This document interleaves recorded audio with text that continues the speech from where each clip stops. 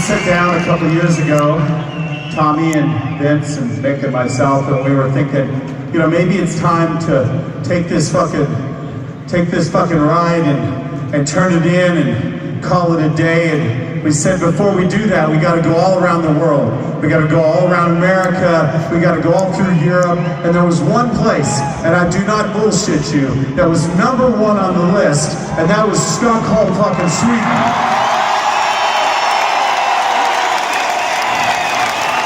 Now, I don't know how many people here have been to America, but let me tell you a story about America. When you talk to any music fan in America, they will tell you some of the best fucking rock and roll bands come right the fuck out of here, just so you know that. So the first night of the opening of the tour, I was sitting in my dressing room and I was thinking, fuck, how do the four of us make it for 34 years? How do we survive everything? And I was thinking to myself, my story starts before Mötley Crüe, and I'm going to tell you that story, and maybe it has something to do with you, maybe it's something you can relate to, and maybe it has something to do with the band. But when I was about 10 years old, I grew up in a city in Jerome, Idaho, back in America, population 4,000 people, very small. I lived in a trailer with my grandmother and my grandfather.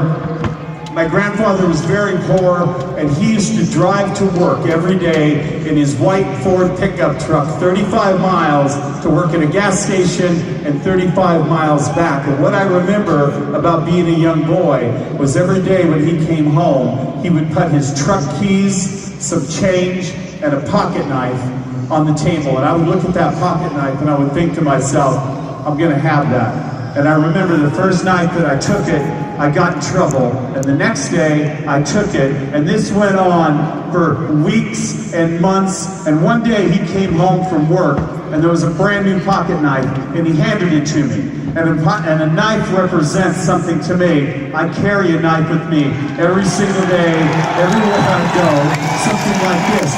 It's not only forged out of steel, but it represents this to me. And if you're out there and you want to make something happen in your life, if you have a dream and you want to go for it, no matter what it is, if anybody's telling you no, somebody tells you you're not good enough, or you're never going to make it, this is fucking living proof. You keep doing it over and over and over, you make that fucking come true. Am I right?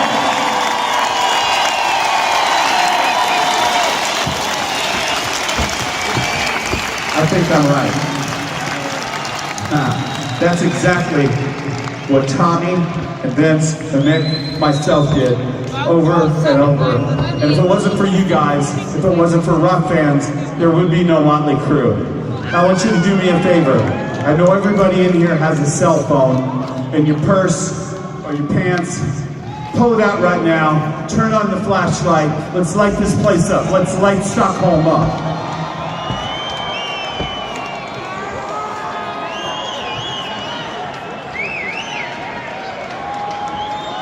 Fucking beautiful right there. Someday, I promise you this, maybe next week, maybe next month, maybe a year from now, maybe 10 years from now, you're gonna be driving down the street. Mötley Crüe's gonna come on the radio in your car, and the person sitting next to you, they're gonna say, you know, Mötley Crüe is a pretty cool band. You know what you're gonna say? Fuck you, because I was at their last fucking concert in Stockholm, Sweden.